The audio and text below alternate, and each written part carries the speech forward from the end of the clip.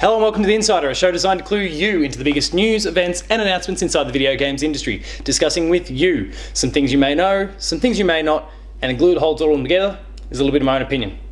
My name is Paul James, thank you very much for watching, let's kick off another episode. You either live with the choices you make, or die trying to change them. So this is it. The final of our 2018 preview pieces for The Insider this year. And in this episode, I'm going to be looking at the third parties, and I'm going to touch on the indies in a very small capacity.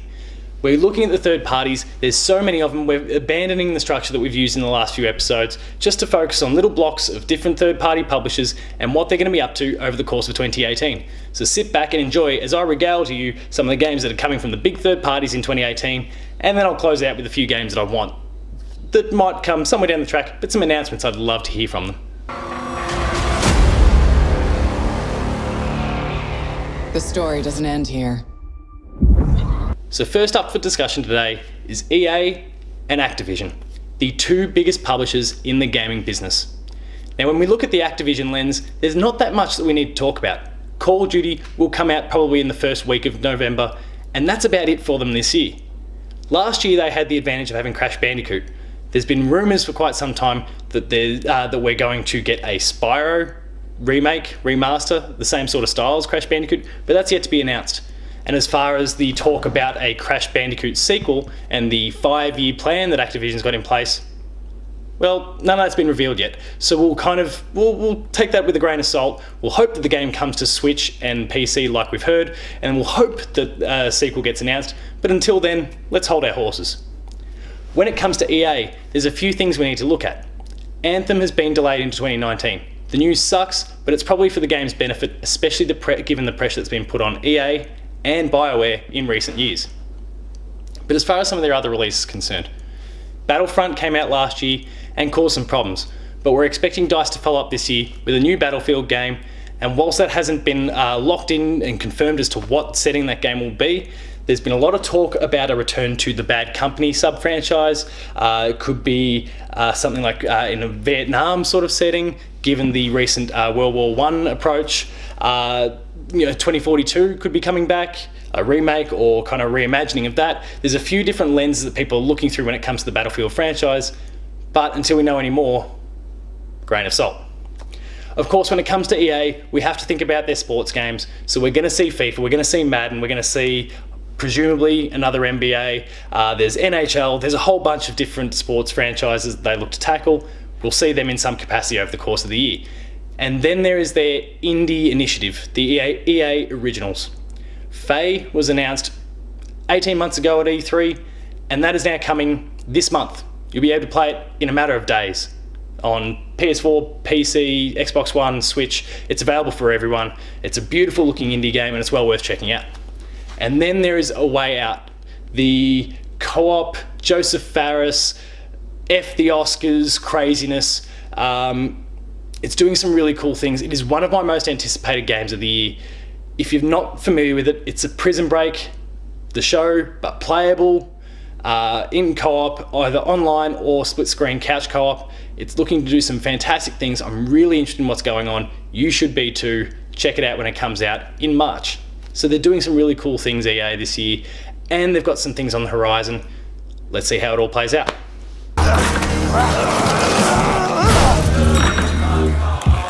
See? Problem solved. Come on, Leo!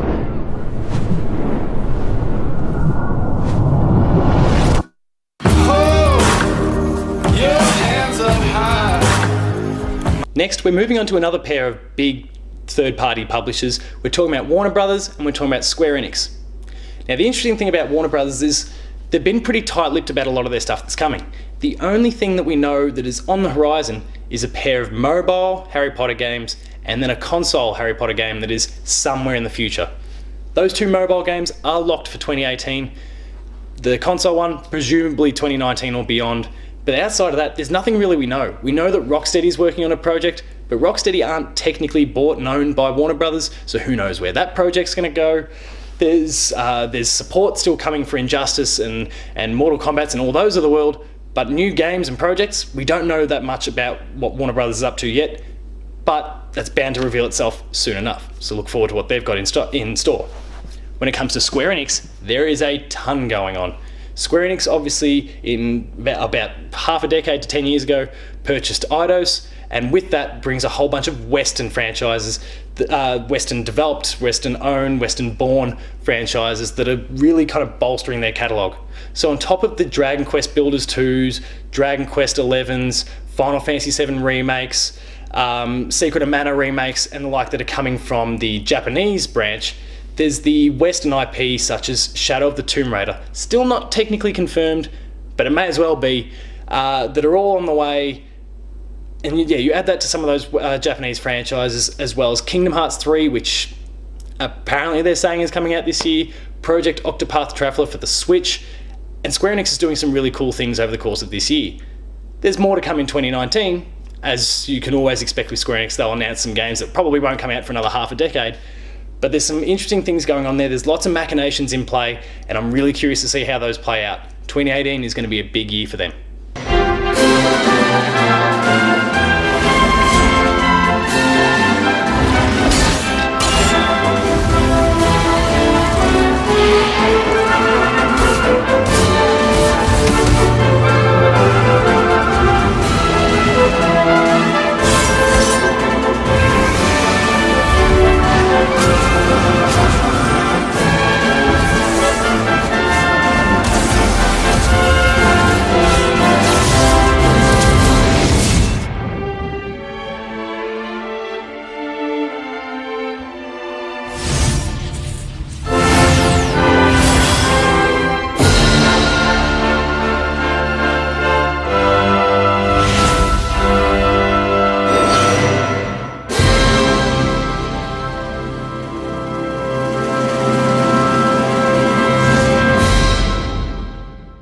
Next up, we're on to Ubisoft and 2K, or Take-Two.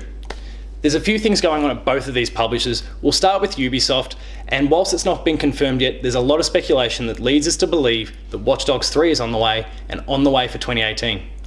The original Watch Dogs carried a lot of baggage and ultimately underwhelmed, but the sequel, when it came out in 2016, really set a few people back in their seats, really refined and polished the formula in a similar fashion to what Ubisoft achieved when they did Assassin's Creed 2, and the hopes are that this third game doesn't go down the same path that Assassin's Creed 3 did, which was another stinker. If they can continue to build on what they established and really refined and polished in Watch Dogs 2, then Watch Dogs 3 could be one of the great games of the year, because depending on who you speak to, Watch Dogs 2 was one of the games of the year, or if not, just off. There was just a little bit that was not quite where it needed to be in order to raise that game into the upper echelon. It was doing some awesome things, and if they can refine it further, Watch Dogs 3 could be anything. They're also working on Far Cry 5, which is now only about a month or so away. Everyone knows what to expect with a Far Cry game. Lots of craziness, first-person action, but we're getting some co-op, we're getting animal buddies. There's going to be this religious cult that's set in America, not some island in the middle of nowhere. There's some really interesting things going on with Far Cry 5, and it won't be long before you find out what's in store. They've got The Crew 2 in play. If you're a racing fan, well, you're getting to racing cars, boats, planes, everything. There's heaps of cool things going on there. And then there's the Assassin's Creed 4 Black Flag inspired Skull and Bones, which is a multiplayer jaunt, just like what we got in For Honor, but it's all about you in the boat. There's lots of mechanics that look like they've been ripped from the Assassin's Creed Black Flag, Rogue, sort of. Those elements have been ripped out and dropped into Skull and Bones. It looks to be doing some cool things, and if you're into multiplayer, and if you're into the high seas and pirates and those sort of things, well then this one's going to be for you. When it comes to Take-Two/2K, there's a few things that haven't been confirmed yet, but there is one big thing. Red Dead Redemption 2 is now locked for release in the last week of October, so look out if you're another publisher. Look out if you had that kind of window locked in as a game that you were planning on releasing your game, because you don't want to anymore. Your game will be eaten alive by the hype that follows Red Dead Redemption 2. It is going to be one of the games of the year. It is personally my most anticipated first party, third party, indie, whatever. There's lots of reasons to be excited about it. Get hyped. We also can expect that we'll be getting an NBA 2K and a WWE 2K19 game for both those franchises. It's an annual thing, just like what we get with EA and their sports games. We're going to see more of it this year. The NBA 2K franchise needs to rebound from a little bit of controversy, microtransaction related from last year. 2K is a proud company. They'll look to bounce back. Look out for those two franchises later this year. Do you have my back? Always, Dutch. Product not yet rated. Now we're going to talk about a few Japanese publishers. We're going to talk about Capcom, Konami, and Namco-Bandai. First up is Capcom. And if there's one game, one long-standing franchise that people are looking forward to most from Capcom this year, it is of course Mega Man 11. Now, if you're a Switch owner, you're going to get about 20 odd Mega Man games this year, because you're going to get the Mega Man 1, Legacy Collection 1, Legacy Collection 2, the Mega Man X Collection, which everyone will be getting at the same time, and then Mega Man 11 itself, a new entry. There's lots to be excited for if you're a Mega Man fan, so get hyped for 2018. They've also been they announced long ago now that Resident Evil 2 was going to be getting a remake, and to this point we've really seen nothing about that project. Surely in 2018, with the slate clear of Resident Evil related stuff, this is the year where we see more revealed about the game and potentially a release date. But we'll have to wait and see when it comes to that. There's also the fairly strong rumour now that Devil May Cry 5 is on the way for PS4 and Xbox One, and that there was some partnership with PlayStation that would have seen it announced at PSX, but then that got delayed and pushed till E3. There's a lot of talk about Devil May Cry, a lot of very convincing talk, and we'll have to see whether that plays out over the course of the year. Looking at Namco, there's really only one big game that you need to pay attention to. That is, of course, Ni no Kuni 2 Revenant Kingdom, which is coming exclusively for PS4 in the console space and PC in a matter of weeks. I am super hyped for this game. The original game is one of my favourite games on the PS3. It's a beautiful JRPG. The first one was very Pokemon in terms of the way it played.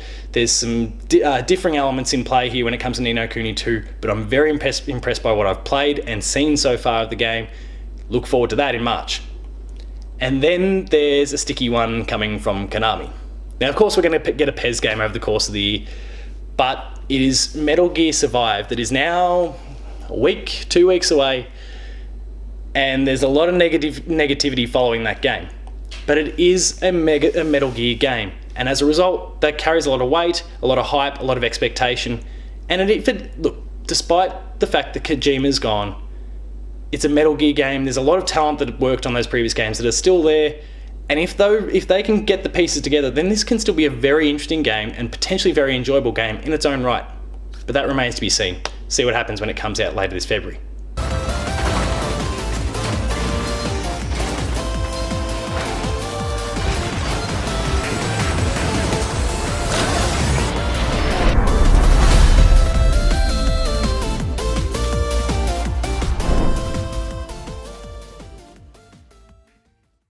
A few more third-party publishers here. We're going to talk about THQ Nordic, Sega, and Deep Silver. Starting with THQ, and they've got some really cool things going at the moment.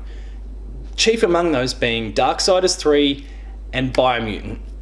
Darksiders is a franchise I adore from last gen, and I was shattered when the studio was closed and THQ went bust, but THQ Nordic has swept in, picked up the pieces, rebuilt a studio, is continuing the franchise. I'm excited, you should be too. There's some great news following the game already. Go and check it out if you haven't already. Darksiders 3, get in my life.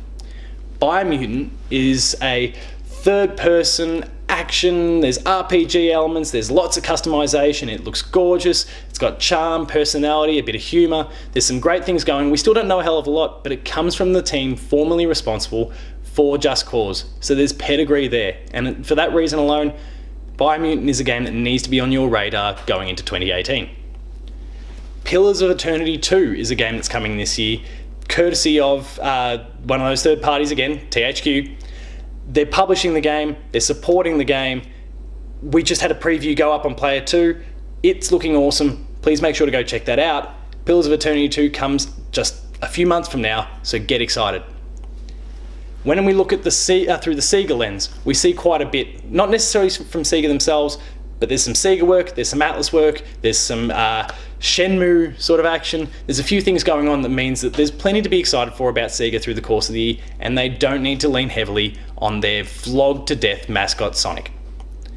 Valkyria Chronicles 4 has been announced and is on track for release this year. The remastered release of the original game about 18 months ago was really well received, and really for a lot of people who missed the game the first time was their first exposure to the franchise and something they thoroughly enjoyed. Now, whilst I don't know our chances of getting the remake of the two PSP games, number 2 and number 3, a fourth entry coming to the consoles is exactly what the franchise needs, so get excited for that. I spoke about Shenmue 3, it was a Kickstarter project, and while we don't know that much more about it, it's reason to be excited about the prospects of that game. It's Shenmue. Get hyped for it.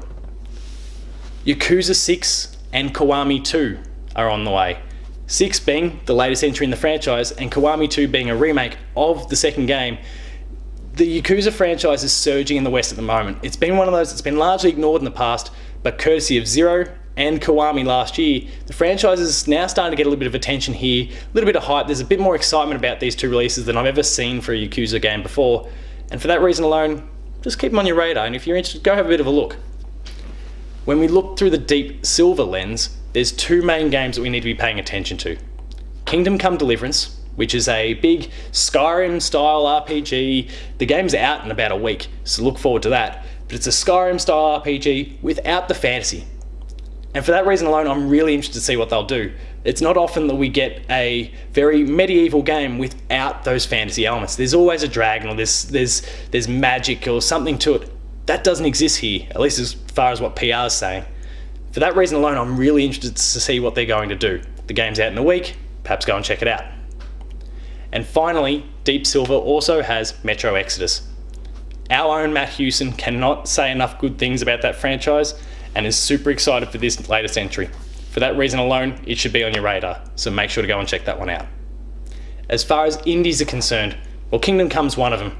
We've spoken about some of the games that are coming to, that are being published by EA, and then there's dozens upon dozens of indie games that are coming out. We've recently seen the release of Celeste, a game that kind of came out of nowhere, popped on people's radars, and if you've seen the reviews, it's one of the best reviewed games of the last 5 years. So, some games are going to be coming out of nowhere that are really potentially going to knock your socks off. Keep a close eye on your PlayStation Store, your Xbox Store, Steam, the Switch, all those sort of things, because these beautiful, fantastic indie games could be coming out of nowhere and really, really excite you. There's some great stuff going on, so keep an eye on those stores.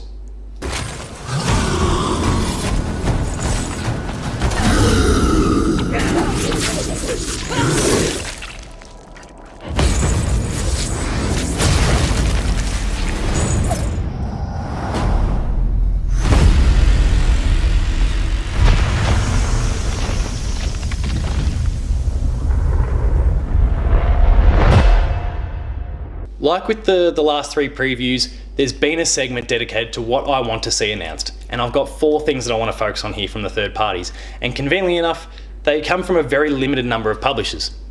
I spoke about Activision before and the potential for Spyro, and there is few things I want more than a Spyro 1, 2 and 3 remake in the same vein that they achieved with Crash Bandicoot. Please, Activision, make it happen. I want to see more of that little dragon. I want to see more of those style adventures. Those first 3 Spyro games were beautiful. They were so much fun. They had so much personality. Insomniac was at in incredible form. And whilst Insomniac probably won't be able to work on a new game in the series, I'd be really excited to see what could be done with that IP going forward. Borderlands 3 is possibly the game of the 4 that I talk about here that I want to see the most, and we know it's coming. 2K and Gearbox have teased it a little bit. We've seen some tech that shows off what the engine is doing, but we haven't seen the game and we haven't heard official confirmation yet. But I feel like this year has to be the year where it happens. There's been enough mumbling, there's been enough talk out of Gearbox that says Borderlands is the next big thing we're working on, where 90 to 95% of our staff are on deck. This year's got to be the year that we see that game announced and potentially released. It'd be great if we see a nice short turnaround for that. BioShock, the next entry's coming. We've had enough talk out of 2K that suggests that's happening. Will Ken Levine be working on it? I don't know, but let's wait and see what happens there. And finally, we need to talk about Rocksteady. So it's a Warner Brothers team. They've worked on the Batman trilogy to this point. They've been fantastic. Their next work's on the way. Let's hope to see something from them over the course of 2018.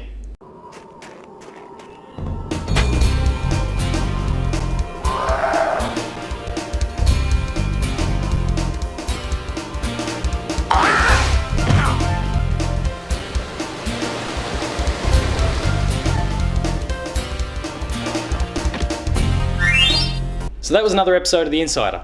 Thank you very much for watching. If you've got any comments or feedback based on this episode, please make sure to use the comments below or my Twitter to reach out to me and tell me what you think.